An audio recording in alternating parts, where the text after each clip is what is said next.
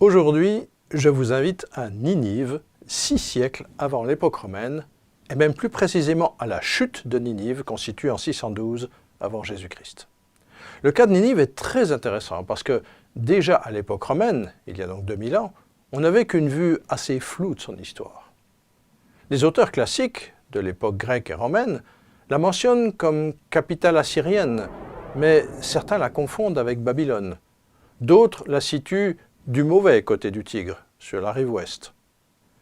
Lucien de Samosate, écrivain grec du IIe siècle à l'époque romaine, écrivait déjà qu'il ne restait plus aucune ruine de Ninive et qu'on ignorait même le lieu où elle avait été bâtie.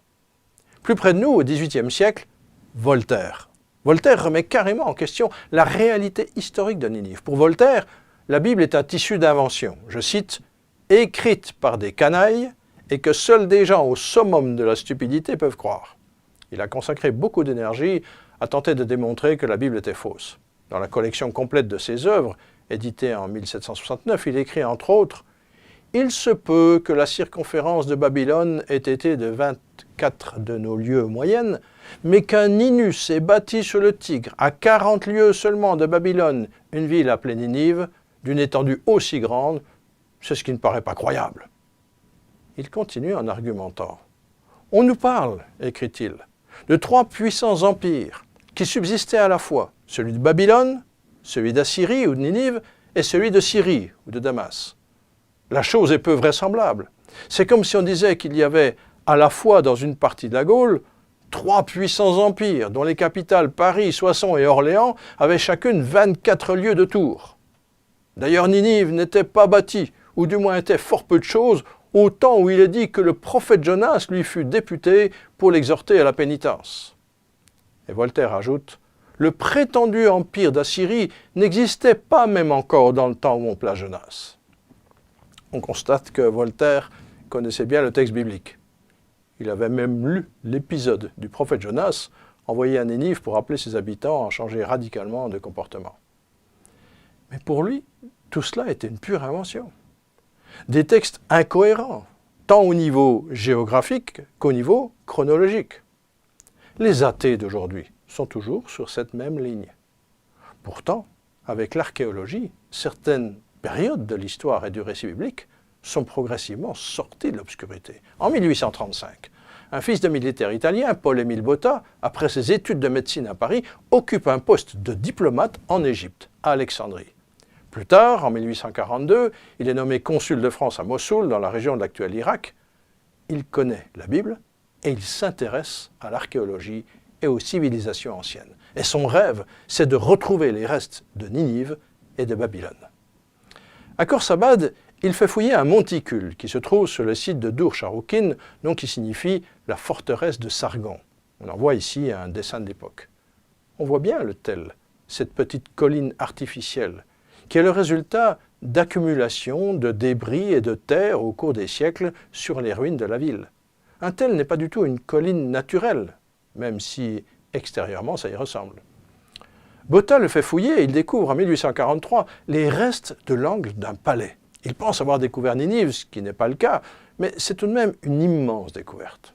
Sur cette photo, prise lors des fouilles, on peut se rendre compte de l'immense travail de déblayage nécessaire pour mettre à jour cette ville enfouie. 300 ouvriers y travaillent et finissent par dégager 14 salles de ce qui avait été le splendide palais de Sargon II en 720 avant Jésus-Christ.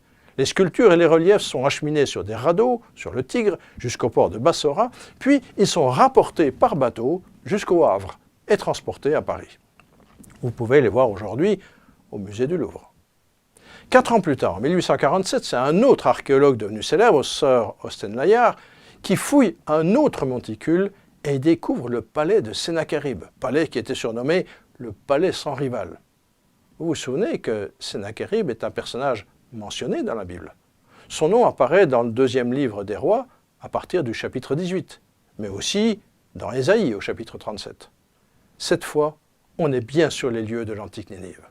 Layard y découvre 71 pièces et d'immenses bas-reliefs. Il a calculé qu'il y avait plus de 3 km de frises seulement dans le palais de Sennacherib.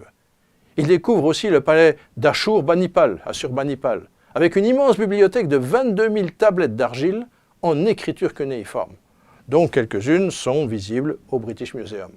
Vous voyez qu'on est très loin des mythes et des légendes. On est de plein pied dans l'histoire. Et on découvre un peuple puissant, organisé, guerrier et cruel. Ninive est vraiment la capitale d'un empire puissant. Et certains pensent qu'elle était en fait au cœur d'un grand district qui regroupait plusieurs villes distantes de plusieurs kilomètres. Sur les lieux mêmes, on a retrouvé les restes d'une muraille de 12 kilomètres, qui avait atteint par endroits une hauteur de 25 mètres, c'est-à-dire la hauteur d'un immeuble de 8 étages. Il existe un autre monticule, un autre tel, surnommé plus tard par les Arabes prophète Jonas, Nabi Yunus en arabe. Cet autre tel, le long de la muraille de la ville, contenait l'arsenal militaire de Ninive à l'époque. On a retrouvé aussi des centaines de prismes d'argile recouverts d'inscriptions. Grâce aux inscriptions, mais également à tous ces bas-reliefs qui nous montrent des scènes de vie, des scènes de chasse au lion, de bataille, de guerre, avec des archers, des chars, des cordes de prisonniers, on peut se faire aujourd'hui une assez bonne idée de cette ancienne civilisation, quasiment oubliée pendant des millénaires. Et on y a même retrouvé des écrits mentionnant des personnages cités dans la Bible, comme Sargon et Charadon et d'autres. J'aurai l'occasion d'y revenir dans d'autres épisodes. Mais aujourd'hui, je voulais juste mentionner la réalité historique de Ninive et rappeler que la Bible était le seul écrit à mentionner cette ville avec précision, à parler des Assyriens à de nombreuses reprises, avec une multitude de détails. Une fois de plus, le récit biblique a été authentifié, en dépit des railleries des moqueurs. En se moquant de la Bible, ils ne se doutaient pas qu'un jour, des pierres allaient définitivement faire éclater la vérité. Avant de terminer, je vais revenir courtement à l'histoire et mentionner un autre détail très intéressant. Vous savez qu'à la mort du roi Salomon, la nation d'Israël s'est fracturée en deux. Au sud, la tribu de Juda, autour de Jérusalem, qui était dirigée par les descendants du roi David, et au nord, les 10 tribus qui avaient pris pour capitale Samarie et qui ont eu pour roi Jéroboam, puis la dynastie des Omrides avec Akab, etc. Et la Bible rapporte que les Assyriens ont attaqué Israël et ont déporté les 10 tribus du nord en Assyrie. C'était une conséquence de leur idolâtrie et de leur rejet des lois divines. Et je vous ai dit que les Assyriens étaient cruels. C'est exactement ce que montrent les scènes qu'on a retrouvées, mais également les inscriptions. Par exemple, un de leurs rois, Ashur-Nazirpal, se vante dans une inscription. Il dit « Je bâtis un pilier devant la porte de la ville et j'écorchai tous les chefs qui s'étaient révoltés contre moi et j'étalai leur peau sur le pilier. Certains d'entre eux, je les emmurais dans le pilier, d'autres, je les empalais sur des pieux, je coupais les bras ou les mains, d'autres, je coupais le nez, les oreilles, j'arrachais les yeux de nombreux soldats, je fis une pile de vivants et une autre de terre, de têtes. » Parler de cruauté n'est vraiment pas une exagération, n'est-ce pas? Les historiens ont finalement pu établir que les tribus du nord d'Israël avaient été déportées en Assyrie en 722 avant Jésus-Christ et que la capitale assyrienne était tombée 110 ans plus tard, en 612 avant Jésus-Christ. Ce qui est intéressant, c'est qu'une cinquantaine d'années plus tôt, vers 660, un prophète, le prophète Nahum, avait fait une longue prophétie contre Ninive. Dans la Bible, au chapitre 3 de son livre, par exemple, il s'adresse à Ninive et il dénonce sa cruauté. Il déclare « Malheur à la ville sanguinaire, remplie de mensonges, pleine de violence ». Plus loin, il annonce, 50 ans à l'avance, prophétiquement, la bataille qui va la détruire. Il écrit « Les chevaux galopent, les chars bondissent, une multitude de blessés, une masse de cadavres, des morts à l'infini, on trébuche sur les morts. » Alors que pouvons-nous conclure de cette immense découverte de Ninive? Tout d'abord que Voltaire et tous ceux qui l'ont suivi et imité se sont lourdement trompés sur Ninive et sur la Bible.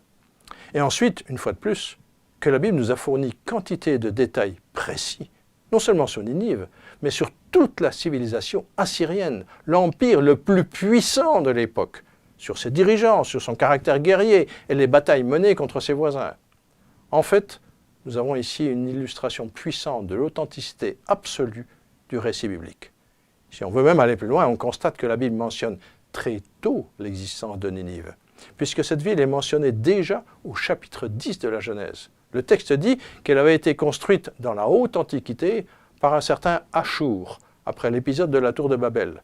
C'est ce nom qui était donné à la Syrie, qu'on appelle Achour en hébreu, et qu'on retrouve encore dans le nom de plusieurs de ses dirigeants, comme Ashur-Nazirpal ou le célèbre Ashur-Banipal, Assur-Banipal. C'est donc un écho puissant au texte très ancien de Genèse. Évidemment, il faudra y revenir en détail, mais pour l'heure, je vous laisse réfléchir à Ninive, la grande capitale d'un royaume bien réel, mentionné en détail uniquement dans la Bible.